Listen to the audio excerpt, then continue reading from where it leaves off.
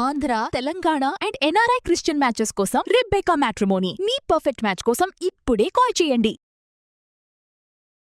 నమస్తే సార్. నమస్తే sir, world wise చూసుకుంటే ఎక్కువగా బాధపడేది షుగర్. అందులో మన ఇండియా ప్రధాన స్థానంలో ఉందని చెప్పుకోవచ్చు, మొదటి స్థానంలో ఉంటుంది.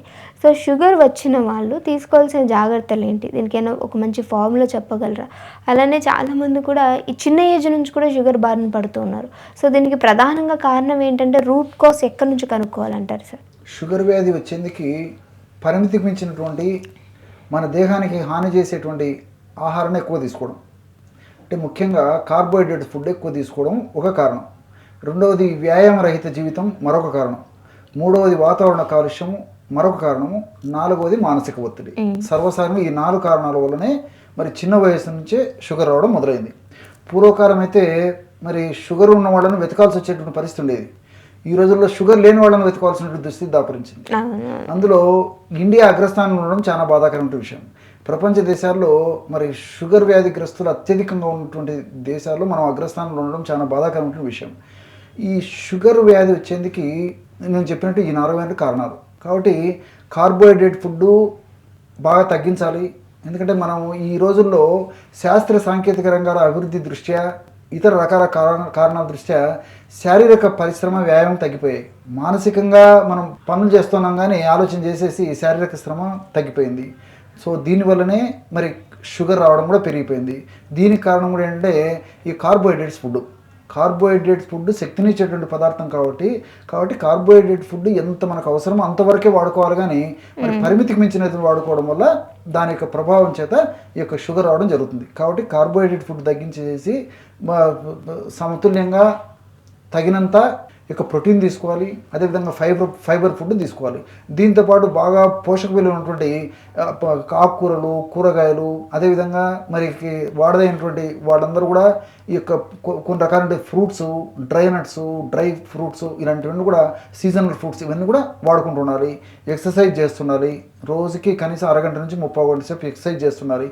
ఇలాంటివన్నీ జాగ్రత్తలు తీసుకోవడం వల్ల షుగర్ రాకుండా ఉన్నటువంటి పరిస్థితి ఏర్పడుతుంది. అథవా వచ్చినప్పటికీ షుగర్ నియంత్రణలో ఉండి ఆ షుగర్ వల్ల భవిష్యత్తులో ఇతర ఉపద్రవాలు రాకుండా, కాంప్లికేషన్స్ రాకుండా ఉండేదానికి అవకాశం ఏర్పడుతుందండి.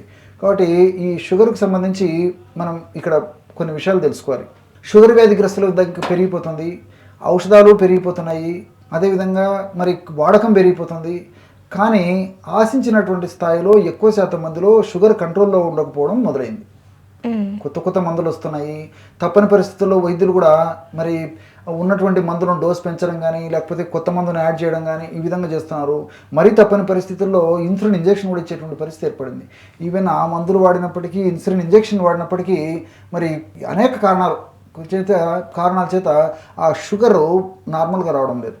దానివల్ల మరి ఇన్సులిన్ రెసిస్టెన్స్ రావడము, ఇతర అనేక రకాల సమస్యలు రావడము, దాని యొక్క ప్రభావం చేత ఇతర అనేక జబ్బులు రావడం కూడా జరుగుతుంది.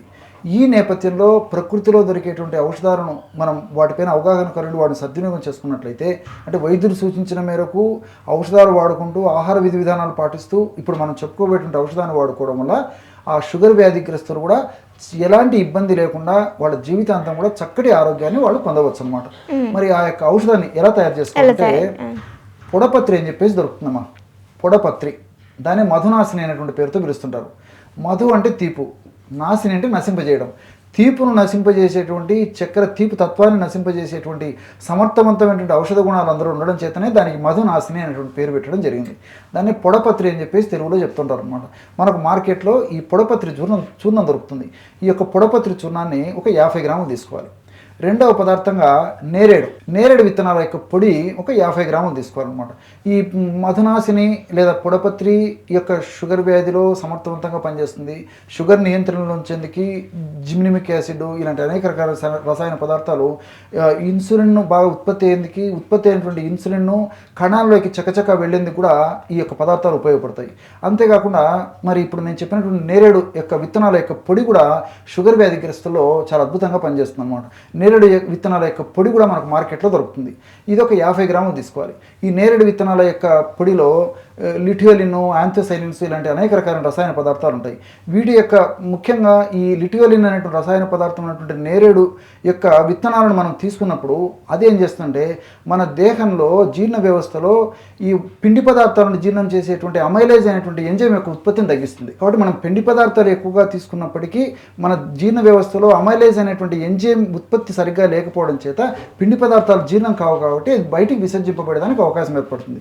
సో దానివల్ల కూడా షుగర్ కంట్రోల్ అయిపోతుంది. రెండవది ఇందులో యాంథోసైలిన్స్ అని చెప్పేసి కొన్ని ఉన్నాయి పదార్థాలు ఉంటాయి. ఈ యాంథోసైలిన్స్ యొక్క గుణం ఏంటంటే ఇన్సులిన్ ప్రొడక్షన్ పెంచుతాయి. అంటే జీర్ణ వ్యవస్థలో ఇంక్రిటిన్స్ అనేటువంటి పదార్థాన్ని పెంచేసేసి ఆ ఇంక్రిటిన్స్ యొక్క పదార్థం పెరగడం చేత ఇంక్రిటిన్స్ అనేటివి ఈ ప్యాంక్రియాస్ను స్టిమ్యులేట్ చేసేసి ఇన్సులిన్ ఉత్పత్తిని బాగా ఉత్పత్తి అనేది సహకరిస్తుంది అనమాట.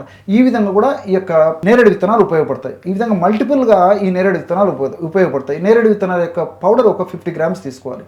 దీంతోపాటు మెంతులను వేయించి చేసినటువంటి చూర్ణం కూడా ఒక 50 గ్రాములు తీసుకోవాలి. మెంతులు ఉన్నటువంటి ఈ యొక్క ఆల్కలైడ్స్, అదేవిధంగా సాపోనిన్స్, ఇలాంటి అనేక రకాల రసాయన పదార్థాలు, లినోలిక్ యాసిడ్, ఇవన్నీ కూడా షుగర్ వ్యాధి నియంత్రణలో ఉంచేందుకు చాలా సమర్థవంతంగా ఉపయోగపడతాయి అన్నమాట. హైదరాబాద్లోని జాతీయ పోషకాహార సంస్థ వాళ్ళు కూడా ఈ మెంతుల పైన మరి అనేక పరిశోధనలు చేసేసి షుగర్ వ్యాధిగ్రస్తులకు చాలా చక్కగా ఉపయోగపడే ఆహార ఔషధం అని చెప్పేసి కూడా వాళ్ళు కూడా పరిశోధనలో నిరూపణ చేయడం జరిగింది. ఈ మెంతులు వేయించేసేసి చూర్ణంలాగా తయారు చేసుకుని ఒక 50 గ్రాముల మెంతుల చూర్ణం తీసుకోవాలన్నమాట. ఈ మెంతులు కూడా మనం తీసుకున్న ఆహార పదార్థాల నుండి ఈ యొక్క పిండి పదార్థాల నుంచి త్వరగా జీర్ణం కాకుండా ఉండేందుకు, అదేవిధంగా మనం తీసుకున్న ఆహార పదార్థాల నుండి కొవ్వు ఏదైతే ఉందో కొవ్వు త్వరగా జీర్ణం కాకుండా ఉండేందుకు కూడా మెంతులో ఉన్నటువంటి వివిధ రకాల రసాయన పదార్థాలు ఉపయోగపడతాయి. కాబట్టి మెంతి పొడి ఒక 50 గ్రాములు తీసుకోవాలి. చివరగా పసుపు కొమ్మలు దంచి తయారు చేసుకున్న పొడి ఒక 50 గ్రాములు తీసుకోవాలి. పసుపులో కుర్కుమిన్ అనేటువంటి రసాయన పదార్థం ఉంది. ఈ కుర్కుమిన్ అనేటువంటి రసాయన పదార్థం ఉన్నటువంటి పసుపును వాడుకోవడం వల్ల ఇన్సులిన్ సమర్థవంతంగా పనిచేసేదానికి ఉపయోగపడమే కాకుండా అనేక రకాలైనటువంటి ఈ యొక్క కాంప్లికేషన్స్ రాకుండా కూడా ఈ పసుపు ఉపయోగపడుతుంది. ముఖ్యంగా ఈ షుగర్ వ్యాధిగ్రస్తుల్లో కొన్ని సంవత్సరాలు షుగర్ వ్యాధి ఉన్న తర్వాత క్రమక్రమంగా వాళ్ళకు మతిమరుపు, ఆల్జీమర్స్ ఇలాంటి సమస్యలు కలుగుతుంటాయి అనమాట. ఏకాగ్రత లోపించి రావడము ఇలాంటివన్నీ కలుగుతుంటాయి. కాబట్టి జ్ఞాపక శక్తి తగ్గిపోవడం ఇలాంటివన్నీ జరుగుతుంటాయి. కాబట్టి ఈ పసుపుని ఈ విధంగా వాడుకోవడం వల్ల పసుపులో ఉన్నటువంటి కుర్కుమిన్ అనేటువంటి రసాయన పదార్థము మెదడులో జ్ఞాపక శక్తికి ఉపయోగపడేటువంటి, ఏకాగ్రతను కలుగజేసేటువంటి, ఇతర మెదడుకు ఉపయోగపడేటువంటి అనేక రకాలైన చక్కటి హార్మోన్స్ని ఈ కుర్కుమిన్ ఉత్పత్తి అయ్యేందుకు సహకరిస్తుంది అనమాట. కాబట్టి షుగర్ నియంత్రణలో ఉండడమే కాకుండా మెదడుకు సంబంధించిన జబ్బులు, పక్షాఘాతం అంటే లక్వా అనేటువంటి పేరుతో, పక్షవాతం అనేటువంటి పేరుతో పిలుస్తుంటారు. ఆ జబ్బు రాకుండా ఉండేందుకు, మెదడు రక్తనాళాల్లో రక్తం బ్లాక్ కాకుండా ఉండేందుకు, రక్తనాళాలు చిట్లకుండా ఉండేందుకు, అంతేకాకుండా మరి జ్ఞాపక శక్తి బాగా ఉండేందుకు, జ్ఞాపక శక్తి తగ్గిపోకుండా ఉండేందుకు, వణుకుడు జబ్బు రాకుండా ఉండేందుకు, పార్కిన్సన్స్ అనేటువంటి జబ్బు, ఇలాంటి అనేక రకాలకు కూడా ఈ యొక్క ఫార్ములాలో ఈ పద్ధతిలో కలుపుకోవడం వల్ల ఈ యొక్క కుర్కుమిన్ అనేటువంటి రసాయన పదార్థము సహకరిస్తుంది. దీన్ని ఒక 50 గ్రాములు తీసుకోవాలి. అంటే పసుపు పొడి, ఈ 4 పౌడర్స్ ఒక్కొక్కటి 50 గ్రాములు తీసుకోవడం వల్ల 200 గ్రాముల ఔషధం రెడీ అయిపోతుంది. దీన్ని ఒక గాజు సీసాలో నిల్వ ఉంచుకొని రోజు ఉదయం ఆహారానికి ఒక అరగంట ముందు, రాత్రి ఆహారానికి ఒక అరగంట ముందు 50 to 100 ml గది ఉష్ణోగ్రత ఉన్నటువంటి నీటిలో 1/2 టీ స్పూన్ ఈ యొక్క పొడి కలుపుకొని తీసుకుంటున్నారు. ఈ విధంగా రెగ్యులర్గా చేయడం వల్ల మల్టిపుల్ బెనిఫిట్స్ ఉంటాయి. ఈ యొక్క పద్ధతిలో నేను చెప్పినటువంటి పద్ధతిలో ఔషధాన్ని తయారు చేసుకున్నప్పుడు మనకు 40 రోజులకు వస్తుంది. నేను క్యాలిక్యులేషన్ కూడా చెప్తున్నాను చూడండి. 40 రోజుల తర్వాత మళ్ళీ ఇదే పద్ధతిలో ఔషధాన్ని తయారు చేసుకుని వాడుకుంటున్నారు.